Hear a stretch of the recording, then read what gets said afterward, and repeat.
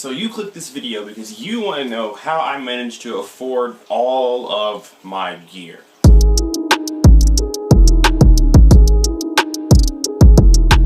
Well, the answer is simple. I stole it all. I took every bit of it. None of it's mine. I took it all. Stole every single one. Stores, customers, neighbors. I stole it. Thank you guys so much for watching.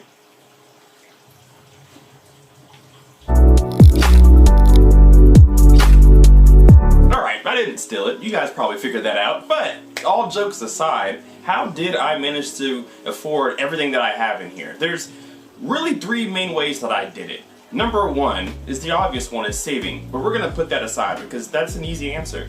But number two, some things that people don't think about or they fear, shy away from, is buying used.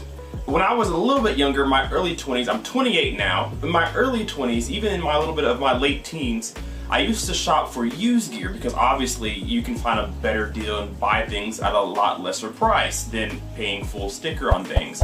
And a lot of people, especially when it comes to electronics like TVs and receivers, they get scared when it comes to buying used or refurbished gear. But that is one of the best ways to save some money and maybe even strike a really good deal. A lot of my equipment in my early videos were used products. I've bought many used TVs, I've bought used receivers, I haven't bought used speakers yet, but I have bought a lot of used gear otherwise, and I've had zero problems. But you want to make sure you know what to look for when you're buying used gear. One, do they actually show pictures of their products? A lot of people will go and find stock Google images of the product they're selling, but not the product that they're selling itself.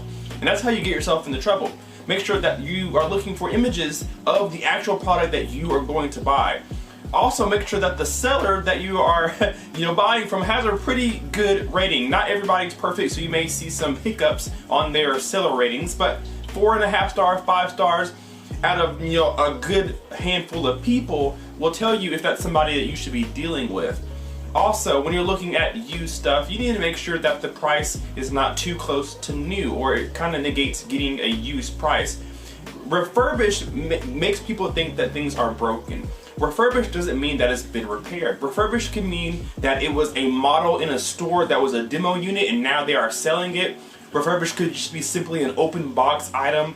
Refurbished could mean that maybe a volume knob fell off and they had to put a new one on. Do your research and find out what made that a refurbished product. Even reach out to the seller and say, hey, I want this, but I'm kind of concerned. What was wrong with this? Why did that customer bring it back? Why are you selling this? If they are transparent and fast responding with you, you might have yourself a good deal. So look used. Used saves me so much money. I don't really buy used things now, but I did before. Now, speaking of selling things, that's a really good way to bring some extra cash or pay towards something else. I always sell my things to my subscribers. That's one of the ways that I give back to you guys. When I get new things and it replaces something else, you guys are the first people that I'll reach out to sell it to because you guys get my best deal. Otherwise, I'll just sell it on eBay for maybe half price or close to it. But you guys, I give special discounts to, or maybe I give you guys free shipping or whatever. I throw a bundle together for you guys because you guys support me and my channel. So that's one of the ways I give back to you. You can do the same thing. You guys can sell your stuff to other people and put that money towards the next item you want. It sounds pretty, I think it's pretty self-explanatory, but some people may not think that route.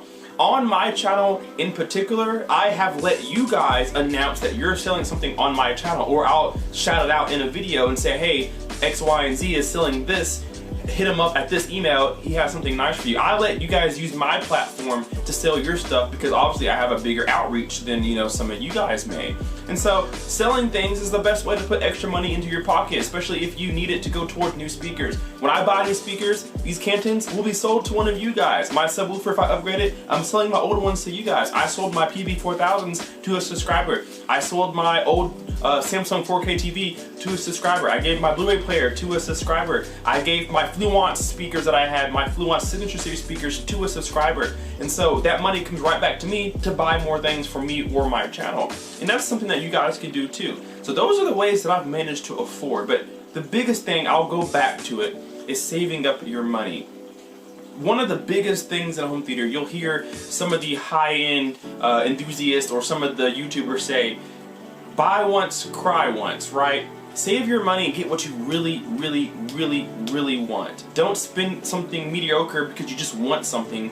Take another month or two to save up what you have to get what you absolutely want, because there's nothing worse than buying something that cost you maybe half of what you wanted, but you don't like it, and now you have to try to get rid of that and still buy what you wanted, so you end up spending more money in the long run than if you would have just saved up the money and bought the first thing you wanted the first time. It may be a lot of money, but again, buy once, cry once, meaning spend that money a lot. It's going to be painful to watch that amount of money leave your pocket, but at least it only has to happen one time. So save up your money and get what you absolutely want. Do your research, find the best bargain, find the best deal, and then go for it.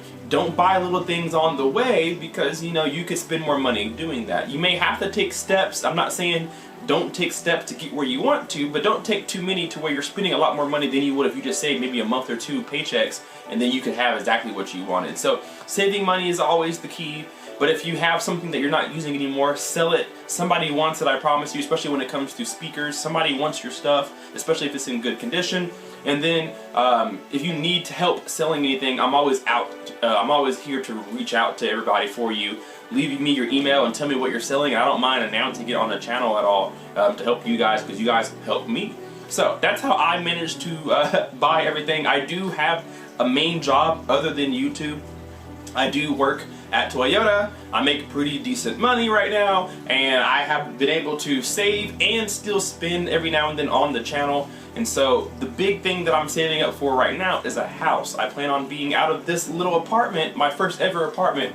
I want to be out of this and be in a house by the end of summer into fall, so August, September time frame. And so that's what I'm saving for. So I'm not really buying a lot of things right now, but there still will be, you know, content on the channel, of course. But Toyota is my main source. As the year goes on, YouTube of course grows, and so does the income that YouTube provides me, and YouTube helps me buy things for the channel and for me personally. And so maybe getting a second side hustle for you guys is another way to afford some of the things that you want. But with that being said, just save up your money and buy what you want the first time. Don't be afraid of refurbished or used products. Just do your research. And then sell things that you don't use anymore or plan to get rid of. Trade them out. If you want to get new speakers, sell your old ones first, and then get that money and buy whatever you want after that. So that's my little advice for you. I did not steal anything that I own. I bought it myself. Actually, a lot of the stuff that I have wasn't given to me. A lot of people know that YouTubers are blessed enough to have things sent to them for review and then you keep them. But everything in my home theater, minus maybe my 5-channel amplifier, is self-earned. I earned that on my own. I bought that on my own. Nothing really in here has been given to me. So I've earned every bit of electronics that I have in here, and I'm very proud of it. So with that being said, guys, leave me a comment down below and tell me, how have you managed to afford your home theater? How much have you spent on your home theater, and how long did it take you to build it? Did it take you a while? Did you build it pretty quickly because you had the money saved up? How did you guys build your home theater? Let me know that down below in the comment section. Hit that like button and subscribe if you are not already. We will see you guys in the next video. Keep Sky out. Peace.